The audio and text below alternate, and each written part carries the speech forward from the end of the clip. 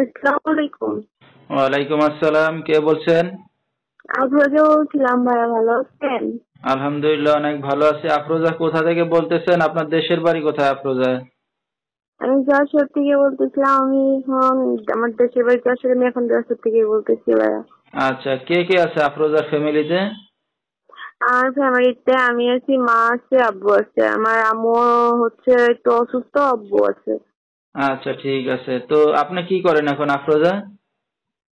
আমি এখন আপাতত কিছু করি না, তো একটু মানে সেলাই মেশিনের কাজ জানি, তাই একটু কাজ খুঁজতেছি করার জন্য আর কি। আচ্ছা, আফরোজার বিয়ে শাদী হয়েছে কিনা? না, বিয়ে হয়নি এখনো। আচ্ছা ঠিক আছে। তো দর্শক শুনতে থাকুন আজকে আফরোজার জীবনের গল্পগুলা। ধৈর্য সহকারে ফুল ভিডিওটি দেখলে মোবাইল নাম্বার পেয়ে যাবেন, সরাসরি যোগাযোগ করতে পারবেন আফরোজার সাথে। তো আফরোজা, আপনার আর ভাই বোন আছে কেউ, না আপনি একাই? না, আমি একাই, আমার আর ভাই বোন নাই। আচ্ছা আচ্ছা। তো এখন যেখানে আছেন নিজেদের বাড়ি ঘর না বাসা ভাড়া নিয়ে থাকেন আফরোজা? এখন অবশ্য নিজেদের বাড়িতে আছি। আচ্ছা, তাহলে তো ঘর ভাড়া দেওয়া লাগে না। তো আপনার হুম, বাবা কি করে এখন? আমার বাবা ভ্যান চালায়। আচ্ছা আচ্ছা। মানে আপনার মা অসুস্থ, বাবা ভ্যান চালাচ্ছে এখন। হ্যাঁ। আপনি কাজ জানেন টেইলারের, কিন্তু কাজ করতে পারতেছেন না, খুঁজতেছেন, এই তো? জি জি। আচ্ছা আচ্ছা ঠিক আছে। তো আফরোজা লেখাপড়া কতদূর করছেন আপনি? আমি লেখাপড়া 6 পর্যন্ত করছি। 6 পর্যন্ত ভাই, লেখাপড়া করছেন, ঠিক আছে। তো আফরোজার বিয়ে শাদী হয়েছে কিনা? না, বিয়ে শাদী হলেই তো আর এখানে আসতাম না। আচ্ছা আচ্ছা, যেহেতু বিয়ে শাদী হয় নাই প্রথমেই বলছেন, আবারও জিজ্ঞেস করলাম।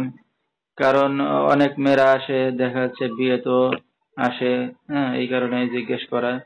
তো হুম, আপনি একটা অবিবাহিত মেয়ে আসছেন মিডিয়ার সামনে, তো আপনার উদ্দেশ্যটা কি বা কি কারণে আসছেন?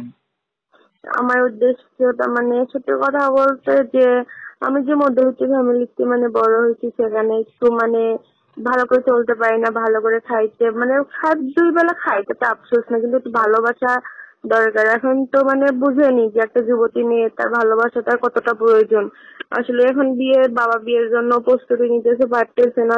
যেখান থেকে বিয়ে আসে যৌতুক চায়, বলতেছে মানে যেটুক দিতে পারি আছে ওইটুক বেঁচে দিলে তো বাবা মার থাকার হবে না, তারা মুরব্বী কোথায় থাকবে। এখন এই আর কি, মানে এখানে আসছি যাতে আমার একটা সুন্দর মনের মানুষ, তার সাথে যেন সারা জীবন ভালোবাসা দিয়ে আপন করে থাকতে পারি। যে যৌতুক ছাড়া আমি কি বিয়ে করবে? আচ্ছা আচ্ছা। মানে এখন চাচ্ছেন যে একটা অবিবাহিত মেয়ে। তো উম, একটা অবিবাহিত মেয়ে আসলে এই যে ছেলেদের হয়তো মুখ ফাটে, কিন্তু মেয়েদের তো আর মুখ ফাটে না, বুক ফোটে। তো তো কথাই আছে। তো আপনার একটু এখন আদর ভালোবাসা সোহাগ দরকার, হয়তো বিয়ে শাদী করতে যাচ্ছেন।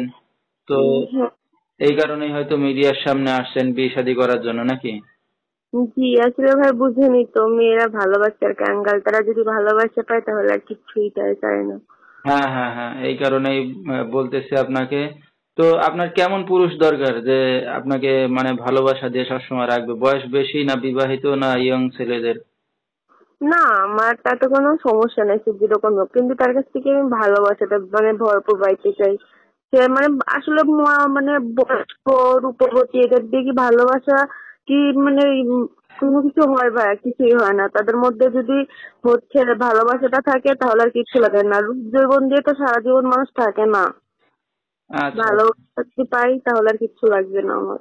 কারণ একটা যে কোনো ইয়ং ছেলে বা ইয়ং মেয়ে রূপ যৌবন তো সারা জীবন থাকবে না, হয়তো ভালোবাসাটা সারা জীবন থাকবে, যে ভালোবাসা নিয়ে সারা জীবন আপনাকে আগলে রাখবে, এমন একটা মানুষ চাচ্ছেন, নাকি?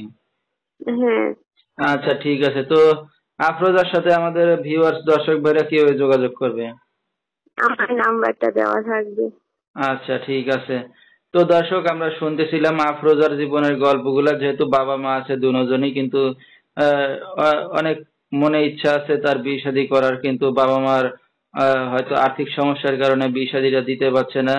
তো কেউ যদি তার পাশে এসে দাঁড়াতে চান বা বিয়ে শাদী করতে চান, সরাসরি এই নাম্বারে যোগাযোগ করলে আফরোজাকে পেয়ে যাবেন। 019476637 এই নাম্বারটাই হলো আফরোজার। তো আফরোজা, আপনি একটা অবিবাহিত যুবতী মেয়ে, রাত বিরাত্রে অনেক দর্শকে ফোন দেবে। তো আপনি কি রাতে একা ঘুমান না বাবা মার সাথে ঘুমান? না না, যুবতী মেয়ে তার বাবা মার সাথে ঘুমাইতে পারে না, মেয়ে একাই ঘুমাই।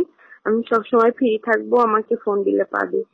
ঠিক আছে। তো দর্শক, আফরোজা তার কথাগুলো অনেক সুন্দর করে গুছিয়ে বলছে। যেহেতু আসলে একটা যুবতী মেয়ে, বাবা মার সাথে থাকা সম্ভব নয়, একাই ঘুমায়।